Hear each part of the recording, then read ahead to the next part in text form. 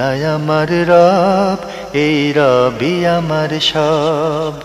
দামে দামে তন মনে তারি অনুভব। তোমার দুনিয়াতে আমি যেদিকে তাকাই, অথই নিয়ামতে ডুবে আছি সবাই। পাক পাখালির গানে শুনি তসবিহ কালো রব, তসবিহ কালো রব। আল্লাহ আমার রব, এই রবি আমার। আসসালামু আলাইকুম। আলহামদুলিল্লাহ, আসসালাতু ওয়াসসালামু আলা রাসূলিল্লাহ। প্রিয় দর্শক, আপনারা যারা দেশে আছেন প্রবাসে, সবাইকে জানাই অনেক অনেক প্রীতি ও শুভেচ্ছা।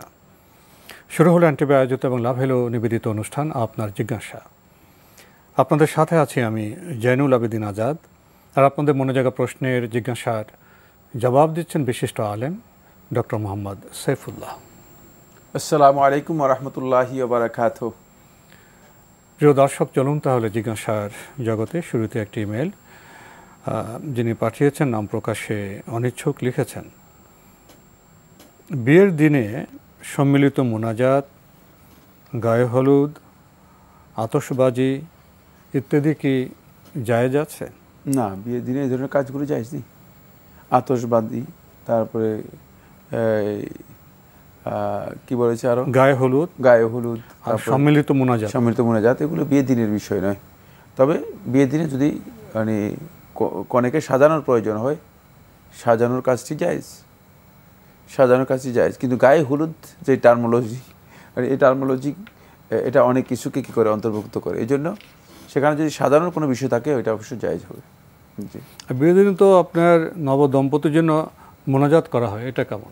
না, দোয়া তো আছে সেখানে শুধুমাত্র একটা দোয়া আছে, সেটা সবাই করবে, কিন্তু এটা ওই ধরনের মোনাজাত নয়।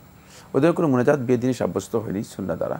যেটা রাসূলুল্লাহ শিক্ষা দিয়েছেন, আল্লাহুম্মা বারাকাল্লাহু আলাইকা ওয়া বারাকাল্লাহু লাকা ওয়া জামা আল্লাহু বাইনাকুমা ফি খায়র, এটা সুন্নাহ দ্বারা সাব্যস্ত হয়েছে। এটাই সহিহ রওয়ায়াত। এটা সবাই বলবে, স্বামী স্ত্রী দুজনকেও বলতে পারবে, অথবা শুধুমাত্র স্বামীর জন্য বলতে পারবে। আমরা জানলাম বিষয়টি সম্পর্কে। প্রিয় দর্শক আরও লিখেছেন, আগের স্ত্রীর সম্মতি ছাড়া পরবর্তী বিয়ে কি হারাম? তৃতীয় বা চতুর্থ বিয়ের ক্ষেত্রে কোন স্ত্রীর অনুমতি নিতে হবে? না, আগের স্ত্রীর অনুমতি ছাড়া পরবর্তী বিয়ে করা হারাম, এটাও শুদ্ধ নয়। আর কোনো স্ত্রীর অনুমতির প্রয়োজন নেই, কিন্তু অবশ্যই স্ত্রীদেরকে ইনফর্ম করাটা এটা মানে সৌজন্যতা এবং নৈতিক এবং সামাজিক দাবি হতে পারে। আমরা জানলাম বিষয়টি সম্পর্কে। প্রিয় দর্শক আরও লিখেছেন, জীবিত সুস্থ স্ত্রীর বোনকে বিয়ে করা কি জায়েজ? আর সন্তান জন্মদানে অক্ষম স্ত্রীর বোনকে বিয়ে করা কি জায়েজ?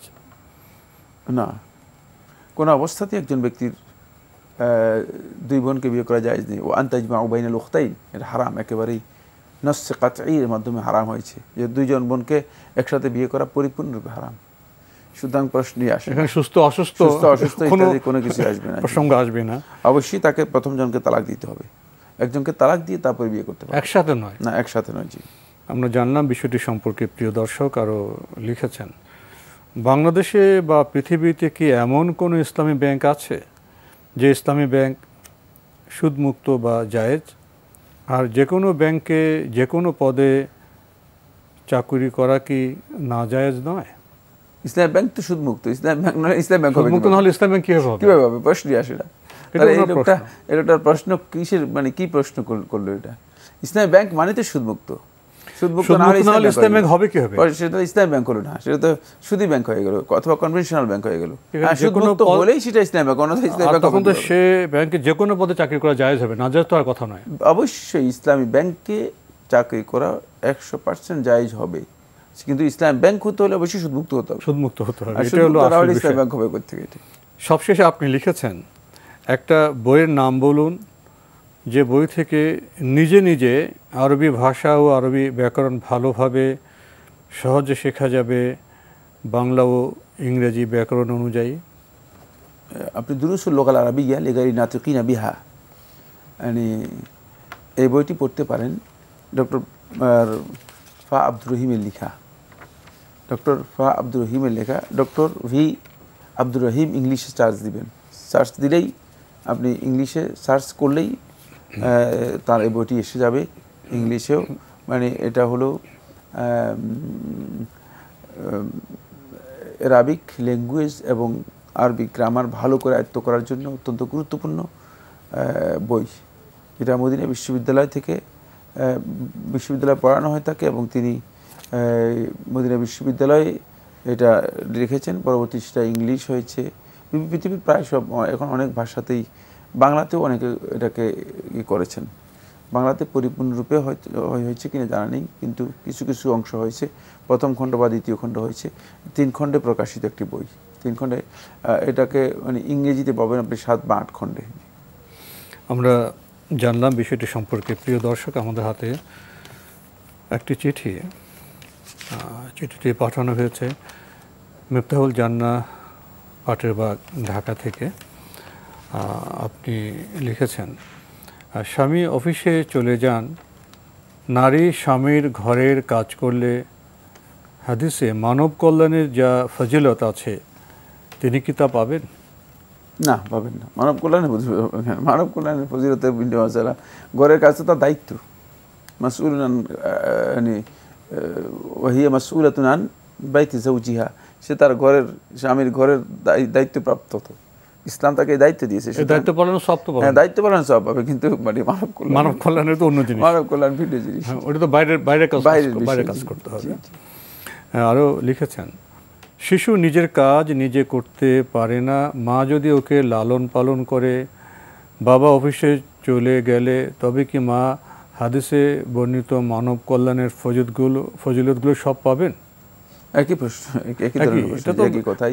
শিশু পালনের দায়িত্ব অবশ্যই না, শিশু পালন তো অনেক বড়, শিশু লালন পালন করা মানব কল্যাণের চেয়েও তো গুরুত্বপূর্ণ একটি কাজ। সুতরাং মৌলিক কাজ প্রশ্নেই আসে না যে আপনি কোথায় থেকে কোথায় নিয়ে যাচ্ছেন বিষয়টাকে। জি, একজন ইমানদার ব্যক্তি তার মৃত্যু খুব সহজ ও সুন্দর হলো, সে কিয়ামত পর্যন্ত কবরে আরামে ঘুমিয়ে থাকলো, কিয়ামতের দিন কবর থেকে ওঠার পর আরশের নিজের ছায়া পেল, ওখানে সে আল্লাহর অপেক্ষায় থাকলো, আল্লাহ আসার পর তার সহজ হিসেব হলো, তারপর ডান হাতে সে আমলনামা পেল, পুলসিরাত ভালোভাবে দ্রুত বেগে পার হয়ে জান্নাতে চলে গেল।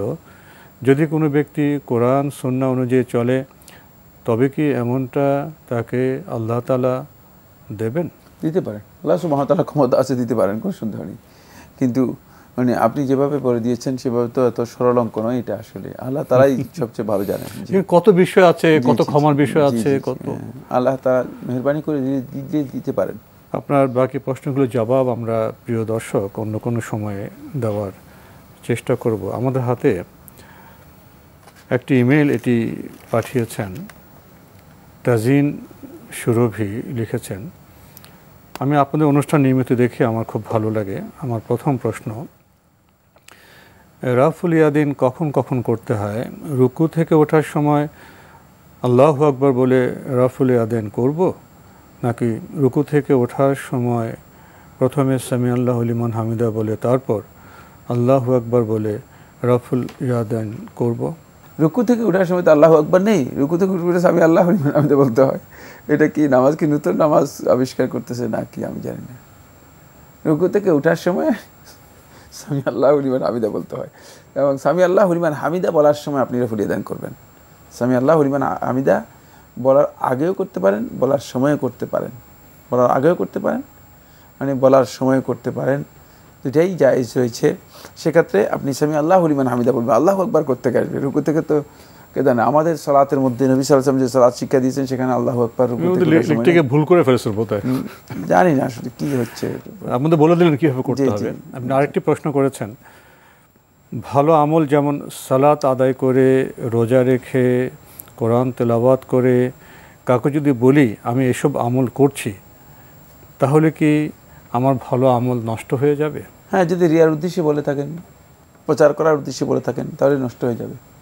কিন্তু যদি মানে ভাই হয়তো কোনো কারণে যদি বলেন, হয়তো কোনো বিষয়কে তুলে ধরার জন্য, কোনো সেখানে যদি তার কোনো মাসলাহাত থাকে, তার কোনো কল্যাণ থাকে, এই উদ্দেশ্যে যদি বলে থাকেন তাহলে আমল নষ্ট হবে না। কিন্তু রিয়ার উদ্দেশ্যে বললে নষ্ট হয়ে যাবে, প্রদর্শন দেখানোর জন্য, লোকদের জানানোর জন্য যে আমি অনেক বড় অনেক আমল করি। আমি রাত্রে, যেমন অনেক লোক আছে যে বলে আমি রাত্রে তো 3:30টায় উঠি, তাহাজ্জুদ পড়ি, এর উদ্দেশ্য কি? এই বিষয়গুলো কেন আলোচনা? এগুলো আলোচ্য বিষয় না। ব্যক্তিগত ইবাদতকে কোনোভাবেই, ব্যক্তিগত ইবাদতকে কোনোভাবেই প্রকাশ করার কিছুই নেই। এটাকে মানে মানুষের কাছে তুলে ধরা এবং এটা নিয়ে আলোচনা করা, এই কাজগুলো সঠিক নয়। সুতরাং এটা যে কোনো সময় রিয়া রূপান্তরিত হয়ে যেতে পারে। সুতরাং এই আশঙ্কা থেকেই যাবে যে আপনার এটা রিয়া রূপান্তরিত হয়ে আপনার আমল বরবাদ হয়ে যেতে পারে। তাই ব্যক্তিগত বলার বিষয় নয়, বলা উচিত নয়।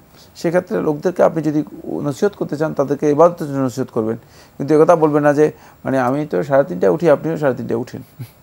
উদ্দেশ্য খারাপ হয়ে যেতে পারে। কারণ শয়তান তো আছে মানুষের অন্তরের মধ্যে, যে কোনো সময় মানুষের অন্তরকে প্রবঞ্চিত করতে পারে, প্রতারিত করতে পারে।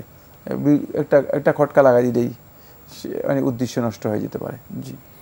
শরীফুল ইসলাম আরশ অভয়পাড়া, কচুয়া, চাঁদপুর থেকে লিখেছেন, মেয়ের ছেলে অর্থাৎ নাতির আকিকায় বকরি কেনার জন্য নানা বাড়ি হতে নানা নানি অর্থ দিয়ে সহায়তা করলে সে আকিকা কি জায়েজ হবে? মেয়ের ছেলে তার আকিকা করার জন্য নানা নানি যদি সহযোগিতা করে, সে আকিকা জায়েজ হবে। আকিকা জায়েজ হবে, কিন্তু মানে কাজটা খুবই দৈন্যহীন, নিকৃষ্ট হবে। কারণ আপনি আপনার সন্তানের আকিকা করবেন, আপনি নানার উপর জুলুম করতে যাচ্ছেন কিছু না। নানা যদি হাদিয়া দেয়, অন্য হাদিয়া দিবে। সেখানে সন্তানের হকটুকু অন্তপক্ষে সন্তানের পিতা আদায় করা উচিত। আকিকা সন্তানের পিতাই তার এই আকিকাটুকু করবে। সেক্ষেত্রে নানা অথবা নানি তারা যদি সহযোগিতা করে, অন্য ক্ষেত্রে সহযোগিতা করবে, তারা অন্য হাদিয়া দিবে। কিন্তু আমাদের সমাজে দেখা যায় যে সবই নানা নানির দায়িত্ব হয়ে যায়। মানে মেয়ের বাচ্চা হওয়া, মেয়ের বাচ্চার আকিকা করা, তারপরে তারপরে যদি কোনো সমস্যা হয়, এগুলো সবটাই দেখা যাচ্ছে যে নানা নানির দায়িত্বে রূপান্তরিত যায়। এই কাজগুলো সত্যিকার অর্থে আমাদের সমাজে এগুলো অত্যন্ত ভুল এবং খারাপ একটি প্রচলন। এটা যদিও আমি যৌতুক বলি না, কিন্তু এটা এক প্রকারের যৌতুক জাতীয়ই, মানে এমন একটা প্রচলন হয়ে গেছে যে মনে হয়েছে বাধ্য হয়ে গেছে। আমের সিজন আসলে আম মানে 50 কেজি 100 কেজি আম পাঠাতে হবে। তারপরে কয়েকদিন আগে একজন আমার বলছে যে মানে 18টা কাঁঠাল পাঠাতে হয়েছে মানে পাঠাইছে আর কি। তো যাই হোক, মানে কেন মানে এর কারণটা কি? কাঁঠাল আসছে এই জন্য মানে 18টা কাঁঠাল পাঠাতে হবে কেন? এগুলোর মানে উদ্দেশ্যটা হচ্ছে আসলে এটা আমরা এমন কিছু রেওয়াজ করে নিয়েছি, মনে হয় যেন নানা নানি এই সমস্ত কারণে তারা দায়বদ্ধ হয়ে গেছে, কিন্তু এটা কোনোভাবেই উচিত নয়। এক্ষেত্রে বরং সন্তানের জনক নানা নানিকে যদি মানে গিফট দেয়, এটা সবচেয়ে উত্তম, এটা সুন্দর, এটা সৌন্দর্য। বাকি নানা নানি যদি তাকে আলাদা কোনো গিফট দিয়ে থাকে, সেটা আমরা বলছি না যে হারাম হয়ে যাবে, নিষিদ্ধ হবে। কিন্তু আকিকা যেটা হক, এটা হক হচ্ছে পিতার উপর, সেই পিতাই এই হকটুকু আদায় করবে। এক্ষেত্রে উচিত হচ্ছে নানা নানির কাছ থেকে আকিকার জন্য কোনো সহযোগিতা না নেয়া। আপনি ছোট্ট এই প্রশ্নটি প্রসঙ্গে আপনি সমাজের একটি বৃহৎ চিত্র আপনি অঙ্কন করেছেন, অনেকটা যৌতুকের মতো, দায় দায়িত্বের মতো। এটা তো আপনি ঠিকই সঙ্গতভাবে আমাদের দৃষ্টি আকর্ষণ করেছেন। অনেক ক্ষেত্রেও দেখা যায় নানা নানি খুবই আবেগপ্রবণ হয়ে খুব আন্তরিকভাবে তারা কোনো যৌতুক বা চাপ দিচ্ছে না, বলে দিতে চাচ্ছে যে আকিকাটা আমি সহযোগিতা করি। যদি আন্তরিকভাবে নিজের ইচ্ছে আবেগে করে, সেক্ষেত্রে এটা কি হবে? না, সেটা তো আমি বলে দিয়েছি, সেটা জায়েজ। আমি তো বলেছি না জায়েজ নয়, হারাম নয়। কিন্তু যেটা বললেন যৌতুকের মতো একটা সামাজিক চাপ, যেহেতু কোনো জিনিস যখন মানে প্রচলন, প্রথা, ওরফের মতো এস্টাবলিশড হয়ে যায়, তখন সেক্ষেত্রে উচিত হচ্ছে এগুলো এড়িয়ে যাওয়া। ইসলাম এটাই আমাদেরকে শিখায়। অন্যথায় এই নানা নানি মানে আরেক সময় হতে পারে যে এই আবেগ যখন তাদের হারিয়ে যাবে, তখন বলে যে আমি তো তোমার ছেলের আকিকার ব্যবস্থা করে দিয়েছিলাম। মানে আবেগ তো আসলে সব সময় থাকে না। এই জন্য ইসলাম তার যে গতি আছে সেই গতিতেই চলতে দেয় মানুষ। যার যা দায়িত্ব যার যে দায়িত্ব সে দায়িত্ব সে তিনি পালন করবেন, সেটাই উত্তম। প্রিয় দর্শক, আমরা জানলাম এই বিষয়টি সম্পর্কে। আমাদের হাতে আরও একটি ইমেল যিনি পাঠিয়েছেন, নাম প্রকাশে অনিচ্ছুক, লিখেছেন, আমি অনেক দিন যাবৎ আপনাদের অনুষ্ঠান দেখি, টিভিতে সময় পাই না, এর জন্য ইউটিউবে দেখি। আলহামদুলিল্লাহ অনেক উপকৃত হয়েছি। এর আগেও আমি প্রশ্ন করেছি, আপনারা উত্তর দিয়েছেন। মনের অনেক ক্ষুদ্র ক্ষুদ্র বিষয় আপনাদের মাধ্যমে সমাধান পেয়েছি। আপনাদের জন্য দোয়া রইল। তবে প্রশ্নের উত্তর পেতে দেরি হলে কিছুটা খারাপ লাগে। এমনও অনেকবার হয়েছে 1.5-2 মাস হয়ে গেছে তবু প্রশ্ন পড়া হয়নি। আপনার শেষের বিষয়টি নিয়ে কথা বলি। ভাই, প্রশ্নের উত্তর একটু পেতে দেরি হলে মন কেন খারাপ হবে? আমাদের তো অনেক দর্শক আছে এবং তারাও তো আপনার ভাই বোন, তাদের প্রশ্নের জবাবও তো আমাদের দিতে হবে। আসুন আমরা একটু অপেক্ষা করতে শিখি, একটু ধৈর্য ধারণ করতেও শিখি। আমরা কিন্তু আপনাদের প্রশ্ন পেলে সেটা আমরা জমা করি, রাখি এবং একের পর এক আমরা জবাব দেওয়ার চেষ্টা করি। আজকেও আপনি একটি ছোট্ট প্রশ্ন করেছেন, আমরা সে প্রশ্নের জবাবের দিকে যাই। লিখেছেন, কোনো ব্যক্তির জানাজায় কি একাধিকবার অংশগ্রহণ করা যাবে? কোনো ব্যক্তির একাধিকবার প্রয়োজন ছাড়া জানাজার মানে সালাত আদায় করা এটা শুদ্ধ নয়, এটা যথার্থ নয়, সুন্নাহসম্মত নয়। প্রয়োজন হলেই কেবলমাত্র কোনো প্রয়োজন, যে প্রয়োজন বিভিন্ন ধরনের বিষয় থাকতে পারে, সুনির্দিষ্ট কারণ যদি থাকে, যে কারণের জানাজার নামাজ একাধিকবার হওয়া বৈধ হতে পারে। কিন্তু প্রয়োজন ছাড়া লোকদের মানে বাড়িতে একবার জানাজা, বাজারে একবার জানাজা, আবার মানে কর্মস্থলে একবার জানাজা, এগুলো আসলে আমরা জানাজার নামে আমরা অনেকটা বাহুল্য প্রচারণা এবং লোকদেরকে দেখানোর জন্য যে অনেকগুলো জানাজা হয়েছে এইদিকে চলে যাচ্ছি। ফলে এখানেও ইবাদতের মধ্যে শয়তান এসে আমাদেরকে মানে গুরুত্বপূর্ণ একটি ইবাদত জানাজার সালাত সেটাকে নষ্ট করে দিচ্ছে। তো এই জন্য এই কাজটা এখানে শুদ্ধ নয়।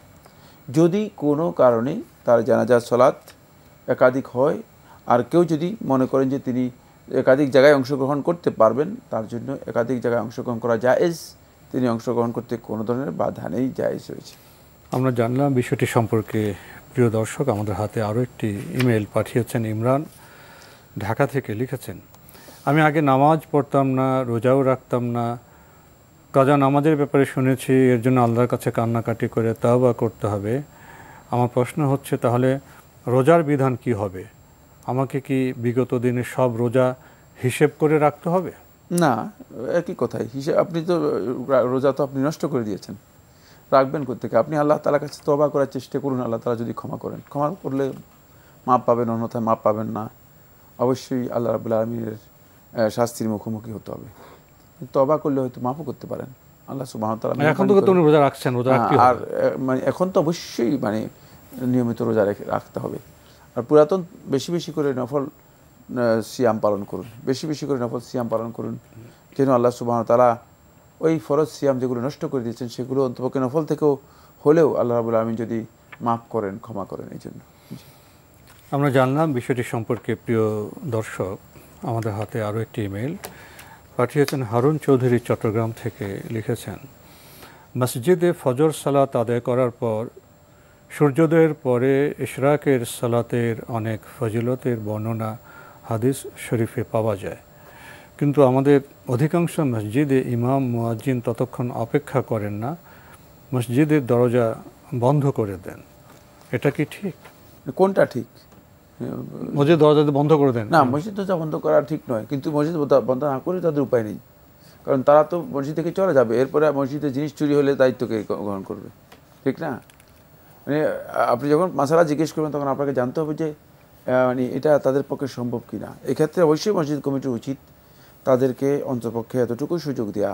তাদের এই কাজটি সুন্নাহ বিরোধী কাজ, ইসলাম বিরোধী কাজ। অবশ্যই মসজিদ বন্ধ হবে না, কিন্তু সেক্ষেত্রে যদি মসজিদ বন্ধ হয় অন্তপক্ষে বারান্দা অথবা সালাত আদায় করার সুযোগ থাকে, এর ধরনের একটা সুযোগ থাকতে হবে। আর যেহেতু এটা অত্যন্ত গুরুত্বপূর্ণ একটি নেক আমল। নবী সাল্লাল্লাহু আলাইহি ওয়াসাল্লাম করেছেন, সহিহ আমল প্রমাণিত হয়েছে। সেই ক্ষেত্রে আমরা বলবো যে মসজিদ কমিটির উচিত হচ্ছে অন্তপক্ষে একজন দায়িত্বশীল দিয়ে হলেও মসজিদ খোলা রাখা। কিন্তু মসজিদের জিনিস চুরি হয়ে গেলে সেক্ষেত্রে তো অবশ্যই দায়িত্ব পড়ে যাবে, ঝামেলা আছে। এই কারণে যদি বন্ধ হয়ে যায় আর আপনার পক্ষে যদি মানে সালাত আদায় করতে না পারেন, তখন আপনি বেরিয়ে যেতে হবে। আপনি বেরিয়ে গিয়ে আপনি ঘরে গিয়ে সালাত আদায় করবেন, কারণ আপনার ব্যবস্থা না থাকলে কিছু করার নেই। আল্লাহ তো সবই দেখছেন। হ্যাঁ, তা তো অবশ্যই। তো আজকে আমাদের এখানেই শেষ করতে হচ্ছে। আপনাকে অনেক ধন্যবাদ। হ্যাঁ, আপনাকে অশেষ ধন্যবাদ। প্রিয় দর্শক, আমরা দেখছিলাম এনটিভি আয়োজিত এবং লাভ হ্যালো নিবেদিত অনুষ্ঠান আপনার জিজ্ঞাসা। আমাদের অনুষ্ঠান আপনারা এনটিভি অনলাইনেও দেখতে পারবেন। ভিজিট করুন www.ntvbd.com। এছাড়া ইউটিউবে এবং আমাদের ভেরিফাইড ফেসবুক পেজে অনুষ্ঠান দেখতে পারবেন। আজকের শেষের প্রশ্নে মসজিদ ফজর সালাত আদায়, এরপরে ইশরাকের সালাত, মুয়াজ্জিনের মসজিদ দরজা বন্ধ করা, অনেকগুলো বিষয় যুক্ত হয়েছে। বিষয়টা আসলে ব্যবস্থাপনার, ইসলামের শরিয়ার যে বিধান সেটা আমাদের পালন করতে হবে এবং সাথে থাকতে হবে যথার্থ ব্যবস্থাপনা। মসজিদ কমিটির এদিকে অবশ্যই নজর দেওয়া প্রয়োজন। চিঠি লিখুন, প্রশ্ন পাঠান আমাদের ঠিকানায়। পরিচালক আপনার জিজ্ঞাসা, এনটিভি, বিএসসিসি ভবন, 7ম তলা, 102 কাজী নজরুল ইসলাম অ্যাভিনিউ, কারওয়ান বাজার, ঢাকা 1215। ইমেল অ্যাড্রেস আপনার জিজ্ঞাসা @ntvbd.com। প্রিয় দর্শক, মহান আল্লাহ আমাদের সবাইকে নিরাপদে রাখুন শান্তিতে। আসসালামু আলাইকুম। আল্লাহ আমার রব, এই রবি আমার সব, দামে দামে তুন মনে তারি অনুভব। আল্লাহ আমার রব, এই রবি আমার সব।